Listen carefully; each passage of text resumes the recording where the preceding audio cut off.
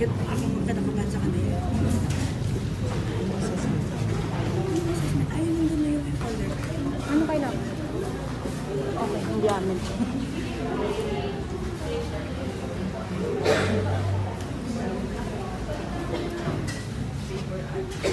Magandang umaga, section Masigasi, grade 4, Masigasi, no? Ako si Teacher Jairo, sa kayo, bago ang lahat, nais ko muna, bilhin ng lahat na tumayo. Ayan. Teacher Althea, maaari po kaming paunlakan at pangunahan ng aming dasal na yun. Okay, since nahiya si Teacher Althea, may gusto ba tumulong kay Teacher Althea? Si Teacher Rex? Ayan. Si Teacher Dior. Alam ko hindi mahihayin si Dior, no? Si Rhea. Imposible na hindi yan si Rhea. Sige. Guys, huwag kayo daan dito. Si Teacher Jairo muna ang mag-lead ng ating prayer. Pero gusto ko sa mga susunod na klase ay kayo naman mag-lead ng ating prayer. Hindi na mahihiya si Althea, hindi na rin mahihiya si Rex, at hindi na rin mahihiya si Dior. Okay? Pati na rin si Rehan. Nais ko, iyo po ang ating mga pulo. Lord God, gabayan mo kami sa araw nito. Bigyan mo pa ng lakas at dalino para sa magiging klase namin ngayong araw. Mabigyan niyo po ng kanyang silang mga estudyante, pati na rin po ako ng talino para magpatuloy ang aming klase po. Ayan. Magandang umaga muli, section Masigasi. Magandang umaga po. Okay, maaari na tayo po. Ayan, bago ang lahat, nais ko muna sabihin sa inyo ang ating magiging patakaran sa loob ng ating classroom o silid-aralan. Ayan, una ay ang laging magalang. Lahat naman kayo ay magalang. Tama po ba? Okay. Para naman sa ating letter A, no, dapat aktibo sa klase. Kapag pinapag-pray yung teacher, dapat mag-pray. Kasi isang sign yun na kayo ay aktibo sa klase. Okay, para naman sa ating letter R ay dapat rumispeto tayo sa lahat. Hindi lang kay teacher, kundi pati na rin sa ating mga kaklase. Very good. Para naman sa letter O ay oras ay sundin. Bawal ang malilate. Okay, wala namang late, no? Ang Secretary Beans, ayan, may absent ba ngayong araw? Magaling, no? Walang absent ngayong araw. No? Bago ang lahat, no, nakita ko kanina ang gagaling sumayaw ng aking mga estudyante. Magkakaroon tayo ng isang activity. Sino dito ang ng isang gawain? No? Sino dito ang nakakaalam ng tablet? Wala. No? Kaya ituturo yan sa inyo ni Teacher Jairo. Ito ang ating magiging group 1 at ito naman ay ang ating magiging group 2. Kayo ay hahatiin po sa dalawang grupo. No? Sino ang group 1 ulit? Taas ang kamay. Okay, apat sila. Si Teacher, si Krisa, si Rex, at si Althea, at si Nalinaw. Ayan, para naman sa ating group 2, ayan, dito sila Pino, sila Rehan. At ang bawat grupo ay mabibigyan ko ng dalawang laro ng laro. Sino dito naglalaro ng laro ng laro? Okay, very good, marami. Ayan, para sa ating group 1, huwag mo nang bubuksan, please, ha? Ayan, huwag mo nang bubuksan, please. So, gagawa kayo ng tableau o ng affirming eksena na nagpapakita kung paano nyo ito nilalaro. Ngayon, hihilingin ko sana ang lahat na kayo ay tumayo, no? At pagkatapos nyo, ipapakita nyo sa klase at uhulaan ng kabilang grupo kung anong laro nyo. No, meron kayo 30 segundo para pag-usapan at ipresenta sa klase kung ano yung magiging posisyon nyo para ipakita ang laro na nandyan sa loob ng papel naman yan. Ngayon, mauuna muna ang group 1. Sino muna may tanong? Okay, Althea. Hindi kayo gagalaw kasi ang tableau ay nakapirm yung posisyon. Dito lang kayo hindi gagalaw. Ngunit gagalaw kayo pag kayo nakita kayo at pumunta dito sa harap. Naintindihan ba? Okay, very good. Ayan, Althea, Rex, Rehan, Lisa, maano na kayo? Maano na rin buksan, no, kung ano ang nandyan sa loob. Ayan, meron kayong 15 seconds para pag-usapan. Ito muna, okay? Yes, po.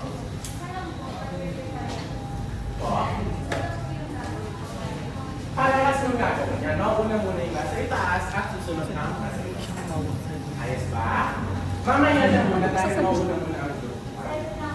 Okay, ayan, magaling. Excited kasi kita. Excited na rin ba kayo? Okay, handa na ba ang group 1? Handa na.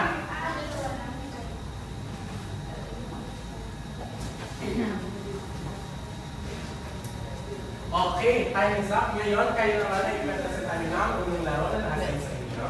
Ayan, group 1. Nais kong hulaan nyo kung magaling pang umisena ang inyong mga kaklase, no? Ayan. Okay, para sa unang laro. Ayan.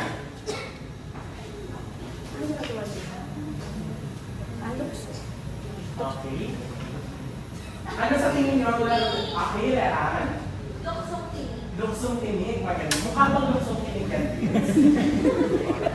Parang hindi. Okay. Makikita natin kung parang ang luksong tinig. Paano naman ikaw, Kitty? Mukha bang luksong tinig ang kanilang pinapakita? Ano hindi mo mamaya malalaman mo kung ano ang luksong tinig? Ikaw, Dior, luksong tinig ba ang kanilang pinapakita?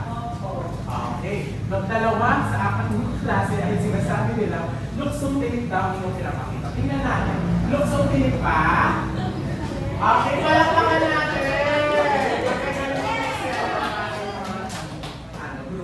Okay, para naman sa ikalawang laro ng lahi, no? Meron ulit kayo sa dulo para mag-usapan. Yes po. Okay, game na. Okay, pag hindi mo alam, ayos lang, no? Papakita ko na lang ang litrato kung hindi mo alam. Dahil naman, ayos lang ang hindi mo alam. Dahil nandito naman sa teacher para nyo ba, kayo at hindi mo sa inyo kung ano ba yun. Anong laro ang napunta sa inyo? Tatanong niya ano daw yung laro namin. Anong laro ba yan? Nasa media teacher. Maaaring mo na sa Ano, palo sebo. Palo Sebo. Ngayon, sino sa inyo ba may alam ng Palo Sebo? Yung ano, Sa'yo ulit. yung may, ano, parang aakitin na parang bago, tapos may tukulin sa taas. Yung nakapaglaro ka ba ng Palo Sebo rin? Saan mo naman lalaman ng Palo Sebo? Sa mga presente ng grade 1. Okay, very good. Ang Palo Sebo ay ang ganito, umaakyat sa bamboo. At may kukunin sa bamboo. Wala tayong bamboo, ngunit dito natin nalalaman kung gano'ng pagkain yung bamboo. Ay, yung bamboo na sa kayo mga palo, hindi kaya gawin mo ng kaya. Okay, para naman sa group, maaari na kayo tumayo. O ganun din ang gagawin ng group 1 para mulaman. Ayan, maaari na lang imasin. Tama ka na ang una.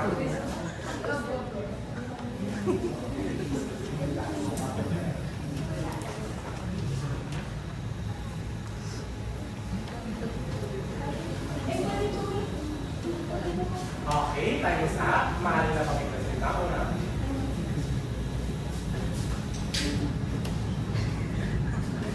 Sinong maaaring tumula? Rex.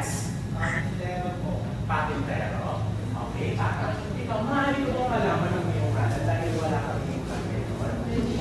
Renilyn. Okay, Renilyn, ano sa tingin mo ang laro? Ano sa tingin mo ang pinapakita nila? Patintero. Tingnan natin kung patintero. Mukha bang patintero? Yes, okay. Para naman sa susunod na gawain.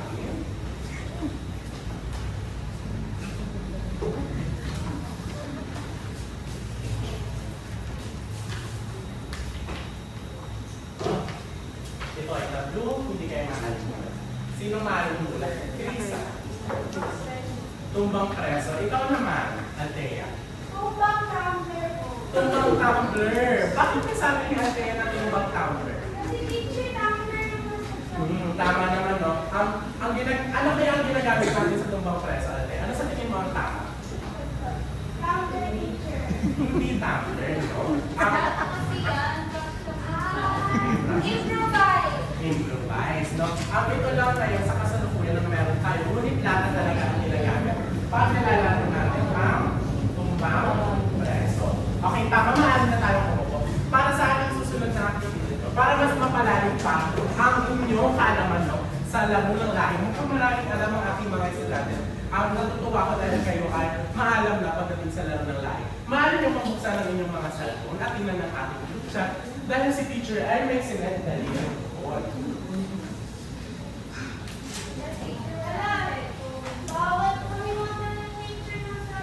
hindi ba pinaalala ni teacher na kayo ay magdadala ng cellphone? Meron ba? Sabi ni... Wala. Okay. Pwede mo ba kami teacher mag-share? Hindi, kasi ang instruction ng teacher ay kailangan may kanya-kanya kayong cellphone. Ngunit dahil wala kayong cellphone ngayon, Teacher, pwede cellphone mo na. hindi pwede. Okay, ito, dahil wala kayong cellphone, no, ibibigay ko na lang sa inyo ang aking hinandang papel no, na inyong sasagutan. Lahat naman kayo ay may ballpen, tama. Yan, ipasa mo sa cellphone.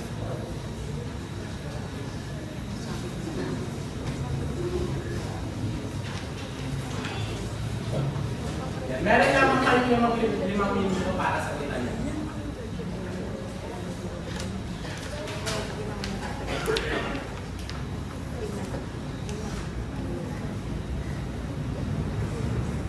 Okay, may sasagot na ba ang klase?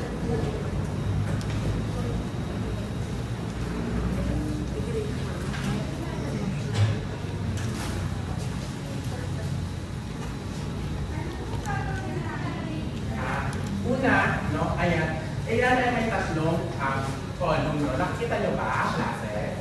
Okay, very good. Sa unang column, nakalagay ang mga luksong tinik, ay ang mga laro ng lari, kung saan makikita nyo ang luksong tinik, panisebo, patintero, no, tumbang preso. Sa ikalawang column naman, doon yung ilalagay kung paano mo ito nilalaro. Alam niyo naman, di ba, kung paano ito lalagay. Kung hindi ay ayos lang na hindi nyo ilalagay. At nakilagay sa pagpapahalaga, no? Alam niyo ba ang ilalagay nyo sa pagpapahalaga? Ang ilalagay nyo dito ay yung mga natutunan nyo magagandang asal. Okay? Okay, your timer starts now. Okay. Pag nilalaro mo siya, ano kaya sa tingin mo magandang asal na natutunan mo? Hindi maganda yan. Ate yan.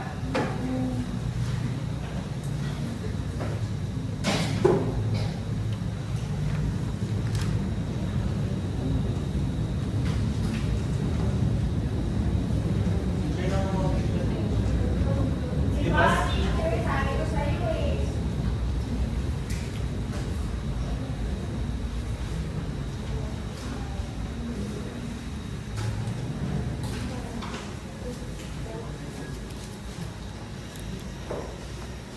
Tapos na ba? Meron na lang tayo.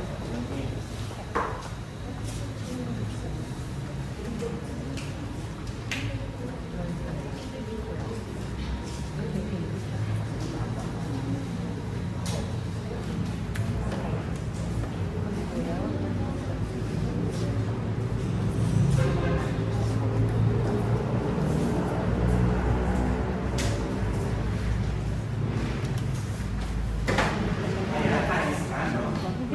Bago ang lahat, kanina, nais kong, di ba, tayo ay nagkaroon ng tableau, tama ba? Nais kong itanong kung ano ang naramdaman nyo, no? Nung nabanggit ang mga larong ito. Rex, maaari ka mag-sagot. Ano ang naramdaman mo nung nabanggit ang larong kanina na inipresenta natin sa tableau? Ano ba yung mga larong kanina? Bigay ka nga ng